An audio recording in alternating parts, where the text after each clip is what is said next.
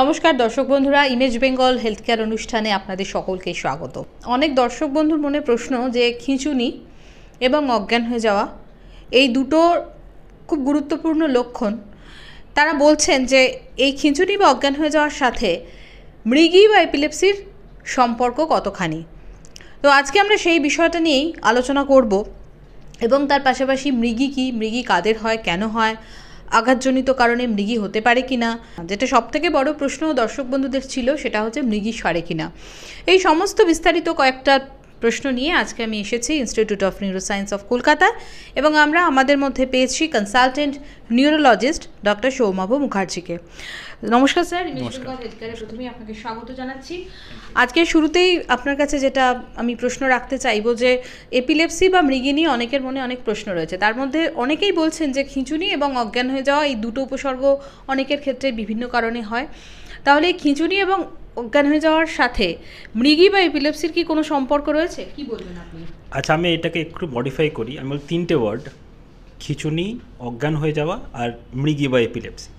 এবার অজ্ঞান হয়ে যাওয়া মানে এটা এপিলেপসির পার্ট, এটা মৃগী বা খিঁচুনি পার্ট। খিঁচুনি শুধু অজ্ঞান হয়ে যাওয়া নাও হতে পারে, খিঁচুনি জ্ঞান থাক অবস্থাতেও হতে পারে, এটা বুঝতে হবে আমাদের। সো যখনই কোনো আমরা বলি ইনভলন্টারি মুভমেন্ট, যেই মুভমেন্ট হচ্ছে হাতে পায়ে ঝিকুনি, যেটা আমার ওপর আমার কোনো কন্ট্রোল ছাড়া হচ্ছে, সেইটার মধ্যে জ্ঞান থাকতেও পারে, নাও থাকতে পারে। যদি সেইটা থাকে এবং সেটা কিছু সেকেন্ড, ইউজুয়ালি কিছু সেকেন্ড বা মিনিটস, এবং সেটা হওয়ার পর কিছুক্ষণের জন্য পেশেন্ট ইউজুয়ালি কনফিউজ থাকে। তো এইগুলো হচ্ছে কি খিঁচুনির লক্ষণ। এবার সব খিঁচুনি কি মৃগী বা এপিলেপসি তা কিন্তু নয়। আমাদের একটা ওয়ার্ড আছে, একটা হচ্ছে সিজার, একটা হচ্ছে এপিলেপসি। সিজার মানে হচ্ছে যখন এই সিমটম যেগুলো বললাম। এবার এইটাই যদি অনেকবার হচ্ছে বা আমার মধ্যে এমন কোনো জিনিস আছে, সেটা জেনেটিক হোক, সেটা নন জেনেটিক হোক, যার জন্য বারবার আমার মানে সিজার এপিসোডগুলো হচ্ছে বা হবার প্রবণতা আসছে, তখন সেটাকে আমরা বলি epilepsy. So epilepsy is a different term, seizure is a different term. আমার সুগার ফল করে গেল, আমার খিঁচুনি আসতে পারে, কিন্তু সেটা কিন্তু এপিলেপসি নয়। আমার সোডিয়াম ফল করে গেল, সেটা তখনও খিঁচুনি আসতে পারে, সেটা কিন্তু এপিলেপসি নয়। তো এপিলেপসি একটা সাবসেট সিজারের মধ্যে বা খিঁচুনির পার্টের মধ্যে, যেখানে বারবার খিঁচুনি হওয়ার প্রবণতাটা থাকে। একদম স্যার, তাহলে আমি আরেকটু বিস্তারিতভাবে জানবো যে এপিলেপসির খিঁচুনি ছাড়া আর কি কি সিমটম আপনারা দেখে থাকেন? এপিলেপসির মধ্যে খিঁচুনি হচ্ছে একটা বড় পার্ট, যেখানে এরকম ধরনের মুভমেন্ট হবে, অজ্ঞানতা হবে। তাছাড়া সবসময় নয়, তাছাড়া কী কী হতে পারে, আমরা বলি ইন্টেলেকচুয়াল ডিসএবিলিটি, মানে হচ্ছে কি বুদ্ধি শুদ্ধি অ্যাফেকশন হতে পারে, ঠিক আছে, গ্রোথ স্টান্টিং হতে পারে,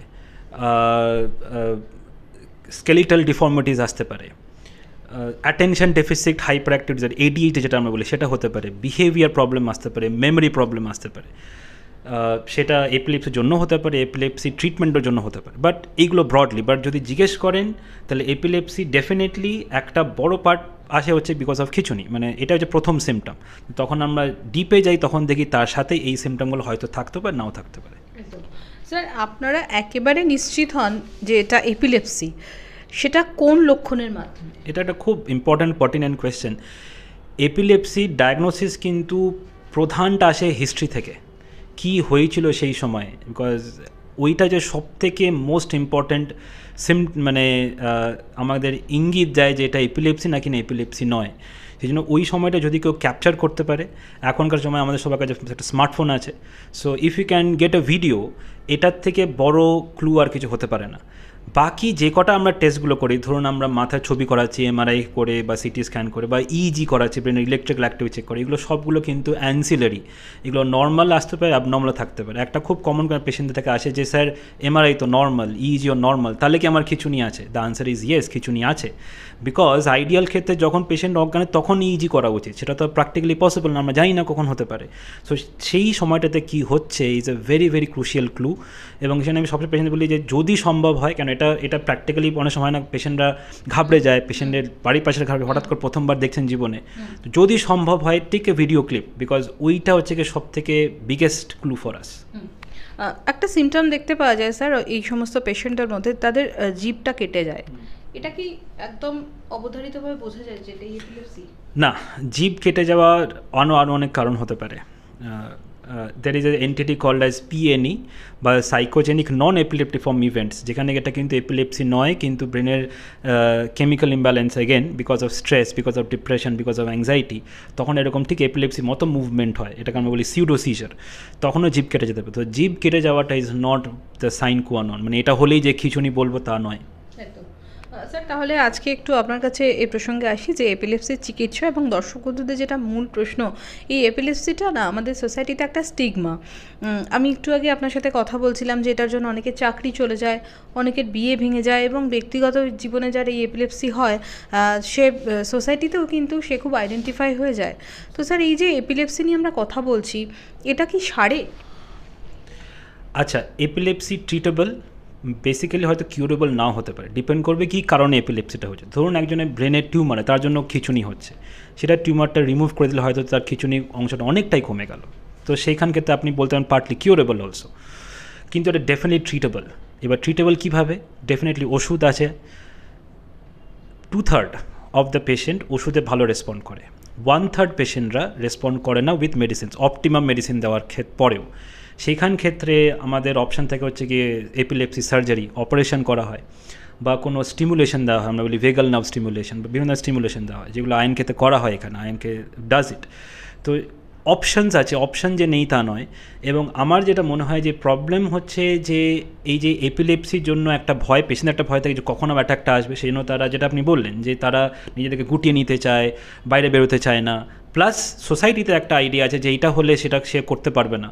তো সেই জন্যই ট্রিটমেন্ট করাটা খুব জরুরি, যাতে এপিলেপসি যে সিমটম সেগুলো আমরা কন্ট্রোল করতে হবে। যদি একবার খিচুড়িটা বন্ধ হয়ে যায়, পেশেন্ট নিজে থেকেই তার কনফিডেন্স বেড়ে আসবে, সে নিজে থেকেই সে কনফিডেন্ট হবে। তো অপশানস অনেকগুলো আছে, treatable, may be curable partly in কিছু কিছু কন্ডিশন, সবেতে নয়।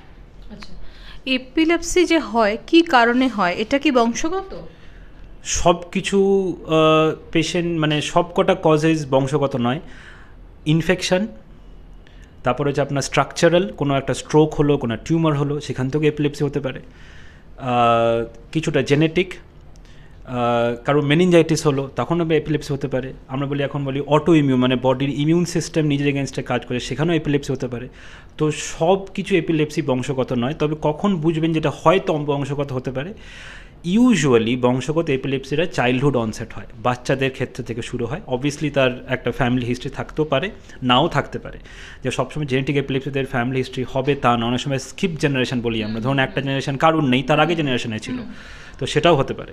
সো সব কটা বংশগত নয়। সেই জন্যই এটাও ইম্পর্টেন্ট, অনেকে জিজ্ঞেস করে যে স্যার আমার তো এপিলেপসি, আমার ছেলেমেয়েদের কি এপিলেপসি হবে? খুব কমন কোয়েশ্চেন। তো that is the answer again, যে জরুরি নয় যে আপনার হবে, মানে 99% চান্স যেটা হয়তো হবে না, জেনেটিক নয়। স্যার মোটামুটিভাবে আপনি যেটা বললেন যে যেটা বংশগত সেটা ছোটোবেলা থেকে ধরা পড়ে, তো কত বছর থেকে সেটা প্রকাশ হয়? এটা একদম নিওনেটাল, মানে হচ্ছে একদম জন্মর পর থেকে শুরু করে হতে পারে, মানে অ্যাট এনি এজ। মানে ইউজুয়ালি আমি বলবো যে ধরে নিন ওই 8-10 বছর অবধি। So starting from day zero of birth থেকে আপ টু 8-10 ইয়ার্স। আচ্ছা স্যার, এই যে এপিলেপসি নিয়ে আমরা আলোচনা করছি, এটা কি কোনো ক্ষেত্রে লাইফ থ্রেটনিং বা জীবনের ঝুঁকি থাকতে পারে? যদি এপিলেপসি আনকন্ট্রোলড হয়, এবং এক ধরনের এপিলেপসি যেটা আমরা বলি GTCS, মানে যেটা নর্মালি আমরা জানি যে হাত পা ঝিকিয়ে, মুখ বেঁকিয়ে, মুখ থেকে ফেনা বেরিয়ে, চোখ উল্টে যাওয়া, সেইটা যদি আনকন্ট্রোলড এবং কন্টিনিউস হতে থাকে, তাহলে that can be life threatening. এবং একটা টার্ম আছে, বলা হয় SUDEP, sudden unexplained death in epilepsy patient. ঠিক আছে, সাডেন মানে হঠাৎ করে, আনএক্সপ্লেন মানে এটা এখনও সায়েন্টিফিক কোনো খুব একটা ব্যাখ্যা পাওয়া যায়নি, কিছু রিসার্চ আছে এর মধ্যে, বাট পুরো পাওয়া যায়নি। ডেথ ইন এপিলেপসি পেশেন্ট, এটা যে সবার হবে তা কিন্তু, আমি আবার বলছি, রিপিট করছি, এটা কিন্তু ভয় পাওয়ার কিছু নেই যে আমার এপিলেপসি যদি এটা সবারই হতে পারে, দ্য আনসার ইজ নো, সেটা কিন্তু নয়। যদি আনট্রিটেড হয়, আনকন্ট্রোলড হয়, তখন এটা সম্ভাবনা আছে। আচ্ছা স্যার, এই যে আপনি একটা কথা বললেন শুরুতেই যে কোনো কোনো ক্ষেত্রে এটা পুরোপুরি যে কিওর হয়ে যাবে তা নয়, কিন্তু এটা অনেক ক্ষেত্রে দেখা যায় যেটা প্রিভেন্ট করা যায়। তাহলে এই যে প্রিভেনশনের কথাটা আপনি বললেন, তাহলে সেক্ষেত্রে কি প্রকারভেদ চলে আসে, যে এই বিভিন্ন ধরনের এপিলেপসির কথা আপনি বলবেন? অ্যাবসলিউটলি, যে বিভিন্ন এপিলেপসি ট্রিটমেন্টটা শুরু, বিকজ এপিলেপসি একটা সিমটমের মতো, তো এপিলেপসি কী কারণে হচ্ছে সেটার উপর নির্ধারণ হয় যে কতদিন ওষুধ চলবে। কারণ এখানে কোয়েশ্চেন থাকে যে কতদিন ওষুধ খাবো আমরা, সারা জীবন খাবো কি খাবো না, মাঝখানে ওষুধ বন্ধ হতে পারে কি না। তো এইটা সবসময় ডিপেন্ড করে যে কী ধরনের মৃগী ছিল, কী কারণে মৃগীটা হচ্ছে, তার উপর নির্ভর করে। কিছু কিছু মৃগীর ক্ষেত্রে হয়তো সারা জীবন ওষুধ খেতে হয়, কিছু মৃগীর ক্ষেত্রে আমরা 3-4 বছর পর একটা ট্রায়াল দিতে পারি ওষুধ কমানোর। এইটার কোনো simple yes or no answer হয় না, বাট অনেকগুলো ফ্যাক্টরস দেখে, তার ইইজি কেমন ছিল, তার এপিলেপসি ধরন, এবং সবথেকে ইম্পর্টেন্ট সে কী কাজ করে, তার দৈনন্দিন কাজ। একজন যে ইয়াং পার্সন, সে ঘরের থেকে বাইরে বেরোচ্ছে প্রতিদিন, সে স্কুলে কলেজে যাচ্ছে, চাকরিতে যাচ্ছে, পাবলিক ট্রান্সপোর্ট ইউজ করছে, নিজে ড্রাইভ করছে, তার লাইফের রিস্ক যদি এপিলেপসি হয় তাহলে তার লাইফ রিস্ক অনেক বেশি হতে পারে। ড্রাইভিং করতে হট করে এপিলেপসি হলো, as compare to somebody who is 70 years, যিনি ধরুন ঘরের মধ্যে অতটা বাইরে বেরোন না। সেইখান ক্ষেত্রে এই সব কটা ফ্যাক্টর নিয়ে আমরা ডিসাইড করি যে ওষুধ কমানো উচিত, বন্ধ করা উচিত। বাট অনেক ক্ষেত্রে দেখা যায় যে ওষুধ বন্ধ করা যায়, এরকম নয় যে একবার ওষুধ শুরু হলে যে আপনার লাইফ লং খেতেই হবে। আচ্ছা, তাহলে মাঝে ওষুধ ট্রিটমেন্ট চলাকালীন যদি ভালোর দিকে দেখেন তাহলে সেটা সারা জীবনের জন্য বন্ধ করা যায়? অ্যাবসলিউটলি বন্ধ করা যায়। অনেকগুলো ফ্যাক্টরস ওপর ভ্যারি করে, সেগুলো যদি আমরা সব মিট করতে পারি, দেন আমরা একটা ট্রায়াল দিয়ে ওষুধ কম করা ডেফিনেটলি করা যায়। আচ্ছা স্যার, একটু চ্যালেঞ্জের কথায় আসবো। আপনি একটু আগে বলছিলেন যে প্রত্যেক দিন কাজ করছে, যে ড্রাইভিং করছে, সেই লোকের এপিলেপসি হলে তার যে অনেক ক্ষেত্রে চ্যালেঞ্জ চলে আসে। তো চিকিৎসা চলাকালীন কী ধরনের সতর্কতা একজন এপিলেপসির যে পেশেন্ট তিনি নেবেন? আমি 3টে জিনিস বলবো। 1 নম্বর হচ্ছে যে ডেফিনেটলি ওষুধ স্কিপ করা উচিত নয়, বিকজ ওষুধ স্কিপ করলে কি হয়, এপিলেপসি হওয়ার চান্সেসটা বেড়ে যায়। তো ডাক্তারবাবুকে দেখানো এবং ওষুধটা নিয়মিত করে খাওয়া, এটা ইজি বলা আমার পক্ষে, কারণ অনেক সময় প্রতিদিন রেগুলারলি ওষুধ খেলে পেশেন্টের ট্রেন্ড হয়ে যায় মিস হতে। তো কোনো অ্যালার্ম ক্লক রাখা বা সামথিং যেটা আপনি মনে করাবে যে আপনার ওষুধ যাতে আপনি মিস না করেন। আর সেকেন্ড হচ্ছে যে অ্যাটলিস্ট 7-8 ঘন্টা ঘুমানো, 6 আওয়ার্স অফ স্লিপ।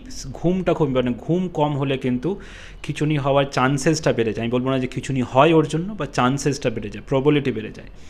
সো ঘুম ঠিক করে হওয়া, স্ট্রেস কম নেওয়া, আর আমরা বলি স্ট্রোবোস্কোপিক এফেক্ট, যেখানে লাইটসে ফ্ল্যাশেস হয়। তো আপনি দেখবেন যে অনেক সময় কোনো মুভি থিয়েটারের জন্য মুভি শুরু হওয়ারে বলে যে দিস ফিল্ম কন্টেন্স স্ট্রোবোস্কোপিক এফেক্ট। তো সেই জায়গাগুলো অ্যাভয়েড করা। ভিডিও গেম যেখানে আপনার লাইটসে ফট করে ফ্ল্যাশেস হচ্ছে, সেইগুলো অ্যাভয়েড করা, সেইগুলো এপিলেপসি হওয়ার সম্ভাবনাটা বাড়িয়ে দিতে পারে। আচ্ছা স্যার, আমি খুব শর্টে জিজ্ঞাসা করবো, এই যে এপিলেপসির সিমটমগুলো আপনারা দেখতে পান, কোনো হঠাৎ করে এই যে তারা অজ্ঞান হয়ে যাচ্ছেন বা খিঁচুনি হচ্ছেন, মানে আমাদের সেই সময় ব্রেনের কি অবস্থা হয় যেটার কারণে এপিলেপসিটা ধরা পড়ে? এইটা হচ্ছে যে বলতে পারেন আমাদের ব্রেনের মধ্যে একটা ইলেকট্রিক কারেন্ট চলে সবসময়। It is enough to light A bulb actually. তো যখন আমাদের নার্ভ সেলগুলো হঠাৎ করে হাইপার সিনক্রোনাইজড একসাথে খুব বেশি ফায়ারিং করে, সেটা বিভিন্ন কারণে হতে পারে, তখন এপিলেপসিটা হয়। ঠিক আছে, তো দ্যাট ইজ হোয়াট কজ, এবং সেটা ইউজুয়ালি অ্যাবর্ট হয়ে যায় ওই যে বললাম কিছু সেকেন্ড বা কিছু মিনিটস। এবার খুব রেয়ার ক্ষেত্রে এটা লম্বা চলতে পারে, ধরুন 5 মিনিট 10 মিনিট পেশেন্ট জ্ঞান ফিরছে না, তখন ইট বিকাম আমরা বলি স্টেটাস এপিলেপটিকাস, মানে তখন ব্রেন কন্টিনিউয়াসলি ফায়ার করছে, that is a medical emergency. তখন এমার্জেন্সি হিসেবে পেশেন্টকে করতে হবে। আচ্ছা, আরেকটা বিষয়, যখন কারোর এপিলেপসি বা খিঁচুনি হঠাৎ করে হলো, তারপর কিছুক্ষণ পরে সে স্বাভাবিক হলো, তাকে কি তৎক্ষণাৎ চিকিৎসকের কাছে নিয়ে যাওয়া জরুরি? অ্যাবসলিউটলি। যদি আপনি দেখছেন যে আপনার একবারও অ্যাটাক হয়েছে, সেই অ্যাটাকটাকে ইগনোর করা ঠিক নয়। কেননা আমাদের জানতে হবে কেন হলো। একটা পেশেন্ট অজ্ঞান হয়ে, সেটা যে কোনো কারণে হোক, সেটা এপিলেপসি হতে পারে, নন এপিলেপসি হতে পারে, বাট তার কারণটা খোঁজাটা খুব জরুরি, যাতে আমরা নেক্সট টাইম এপিলেপসি বা নন এপিলেপসি ইভেন্টটাকে অ্যাভয়েড করতে পারি। তো প্রথম হবে যে তাকে সেই সময়টাকে তাকে সাপোর্ট করা, এবং তারপর তার যখন জ্ঞানটা ফেরে এবং তাকে যখন নর্মাল হয়ে যায়, তখন ডেফিনেটলি ডাক্তারবাবুর কাছে নিয়ে যাওয়া। আচ্ছা, আরেকটা খুব গুরুত্বপূর্ণ প্রশ্ন আমার মনে হয়েছে, সেটা হচ্ছে স্মোকিং আর অ্যালকোহল। এপিলেপসির পেশেন্টরা এই দুটোকে নিতে পারে? দেখুন, ডাক্তারই কখনোই বলবো না যে নিতে পারে। স্মোকিংয়ের সঙ্গে এপিলেপসি কোনো সম্পর্ক নেই সায়েন্টিফিক্যালি, বাট অ্যালকোহলের সম্পর্ক আছে।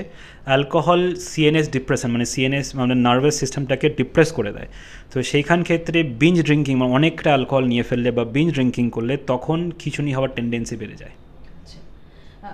এমনি সাধারণ জীবনযাপনে তারা কি ধরনের ডায়েট নেবেন?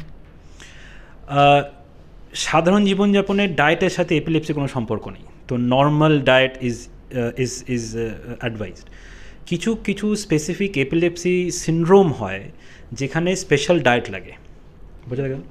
আমরা বলি কিটোজেনিক ডায়েট বা মডিফাইড অ্যাটকিন্স ডায়েট, এগুলো স্পেশালাইজড ডায়েট যেগুলো আমাদের ডায়েটিশিয়ান, আমাদের আইনকে যেমন ডায়েটিশিয়ান আছেন উনি এগুলো ফিক্স করে দেন, যেখানে আমাদের ফ্যাট জাতীয় জিনিসপত্রগুলো বেশি দেওয়া হয় অ্যান্ড কার্বোহাইড্রেটটাকে কম করে দেওয়া হয়। তো স্পেশাল সেই ডায়েটগুলো হয় সেগুলো it is actually medical diet.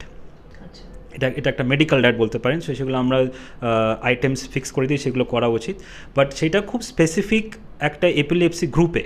But in general যদি বলেন ডায়েটের সঙ্গে কোনো সম্পর্ক নেই এক্সেপ্ট অ্যালকোহল। ডেফিনেটলি লাইফস্টাইলের মধ্যে